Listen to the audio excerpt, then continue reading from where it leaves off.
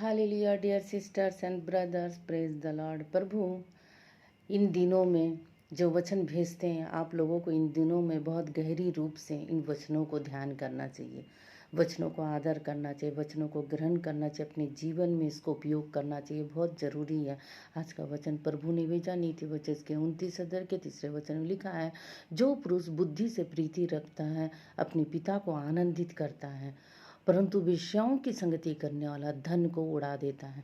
इसमें लिखा गया है, जो पुरुष बुद्धि से प्रीति, बुद्धि का मतलब है प्रभु का साथ रहने वाला, उसे बुद्धिमान कहते हैं। जो इंसान अपने बुद्धि से, समझ से, अपने ज्ञान से, अपने मनुष्यता के गुण से भरपूर होता है, जो मनुष्य का जो गुण होता है उससे भरपूर होता है, वो मनुष्य कभी भी अलग एक बुरी चीज़ नहीं करेगा। वो अपने मनुष्य के गुण में, मानवता के गुण में परिपूर्ण रहेगा। ऐसे मनुष्य को अपने पिता आनंदित होता है, क्योंकि उसका बच्चा ये बहुत ही अच्छा गुणवान है, गुणों से भरपूर है। जिनमें मानवता के गुण होते हैं वो कभी बुरा काम कर ही नहीं सकता। तो इसमें लिखा गया है, पिता को आनंदित करता है। ऐसे पुरुष अपने पिता को पिता अपने माता पिता को तो आनंद करते ही है, ऐसे मनुष्य को देख कर प्रभु भी आनंदित होते हैं, उन्हें हमेशा ब्लेसिंग करते हैं, उनकी सफलता के रास्ते खोलता, उन्हें बचाता रहता है। ये किसी को मालूम नहीं होता, लेकिन जो समझते हैं उन्हीं को पता चलता है कि प्रभु उनके साथ है। दूसरे लाइन में लिखा है, परंतु वेश्याओं की संगति करने वाला धन को उड़ा देता।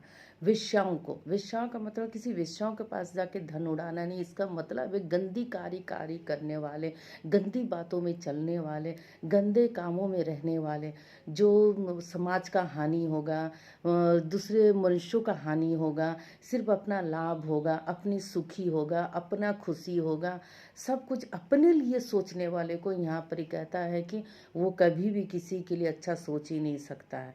और ऐसे इंसान कभी भी अपने लिए भी ना कुछ रख सकता है, ना दूसरों के लिए कुछ कर सकता है।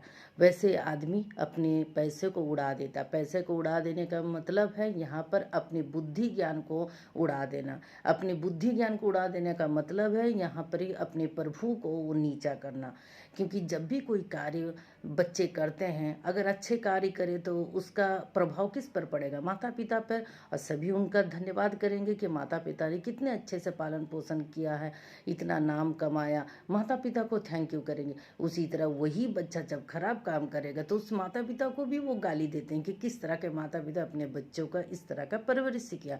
उसी तरह इसमें लिखा गया बात भी माता पिता के साथ साथ प्रभु को भी धन्यवाद करते कि प्रभु ने उसे अच्छा गुणवान बनाया, इसीलिए उसे अच्छे परवरिश में वो आगे बढ़ा है।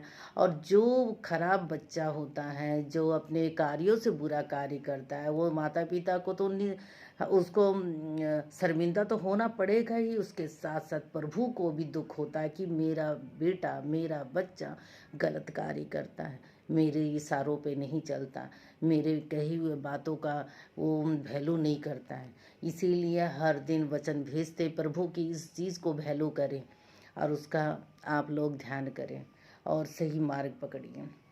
Thank you. जय मसीह की। Have a wonderful day.